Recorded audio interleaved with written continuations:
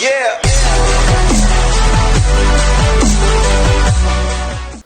Hello everyone, welcome back to my first review in weeks. And yes, finally I am bringing you this review of Lightyear. But if you haven't checked out my ranking of the 25 Pixar movies before this, be sure to check that out. I'm going to put the link up there. And yeah, so let's get right into this movie, because obviously the Toy Story franchise, as I stated in my video, is something I hold very near and dear to my heart, as well as I feel I can speak for a lot of people on that subject. But this is something where it's like, oh, a spin-off of the character that the toy of Buzz Lightyear was based on. Maybe that could be interesting, but, you know, obviously this was another movie I was very trepidatious going into it, because I figured it could either be an interesting exploration of this character, because obviously they have not messed with the Toy Story movies yet, or it could just be a commercial product. And I will get into that, what it is, in just a second. But first I want to say the things that really work about this movie. I think the first half hour of this is really strong, and especially one scene in the film, I won't give it away if you haven't seen it, I was almost in tears.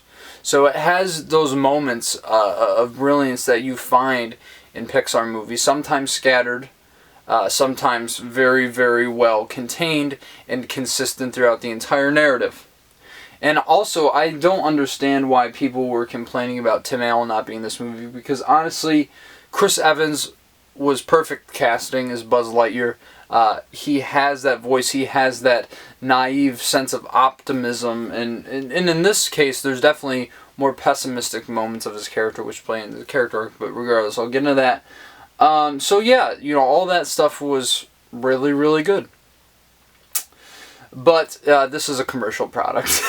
This movie, you know, I'm not going to be the first one to say it, and I'm certainly not going to be the last. This is the most aggressively mid-film Pixar has ever made. I think even more so than Onward, so yeah, this is probably the worst movie besides Cars 2. Which isn't saying it's bad, because of course this is Pixar we're talking about. But considering the franchise in which this was kind of off-rooted from, it's unbelievable that they decided to make such a cash grab. It's almost shameless, besides a couple of things I was saying that happened in the beginning of the narrative. Also I want to mention another really great thing about this movie. Socks, the cat robot, the best part of the whole movie. Literally the most useful character. He was hysterical, he was adorable. Everything you want from a side character like that. So definitely they're going to be selling a lot of Socks toys, there's no question about that. As for the rest of the characters, yeah. This is when I felt the movie took a massive nosedive, is when these characters are introduced. You got that generic misfit subplot where all the characters are screwing everything up and wreaking havoc on the situation that they're already in and just making it even worse. It's one of those things where it's just lazy writing, just absolutely epitomized in the worst way possible. Well, granted, there are worse movies with this, but this one, these moments are not easy to get through. In particular, I hate to say this because I love this guy. Taika Waititi annoyed the shit out of me in this movie. Like, his character was so annoying. And the other thing I did not like about these characters, especially, at least specifically to him and the, she was like a kind of a former convict, I guess. Literally, it was like one note the whole entire movie. They would just riff off this one joke over and over again, and that was their characters. And yeah, it was really something that I just was so disappointed by, and just kind of like, really? This comes from the studio that gave us Up and Toy Story 3? Like, it just doesn't make any sense to me at all how lazy and how inconsistent the writing in this film is, because honestly, I do like Buzz's arc. I think they went with some pretty interesting directions with him, but I feel like by the time you get to the third act, they just kind of rush through it.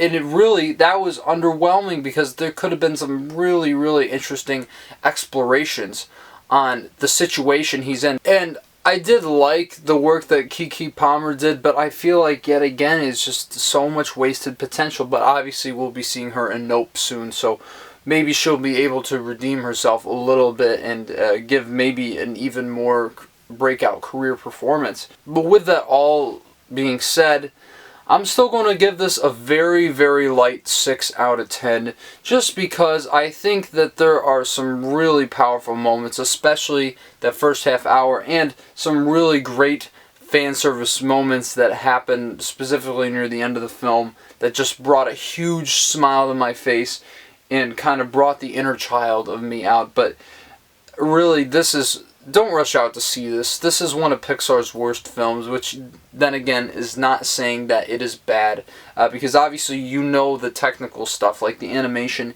is incredible in this movie, so see it just for that. But yeah, guys, if you like this review here, I know this one was a little brief, but still be sure to smash that like button, subscribe to the channel. You're going to get more great reviews coming your way, because obviously there's so much stuff to talk about. Elvis, and of course Obi-Wan Kenobi, which is a very divisive series in its own right, but I can't wait to talk about that with you guys, as well as the upcoming Marvel film Thor: Love and Thunder. So much around the corner, and then of course continuing on with the top 70 albums of the 70s.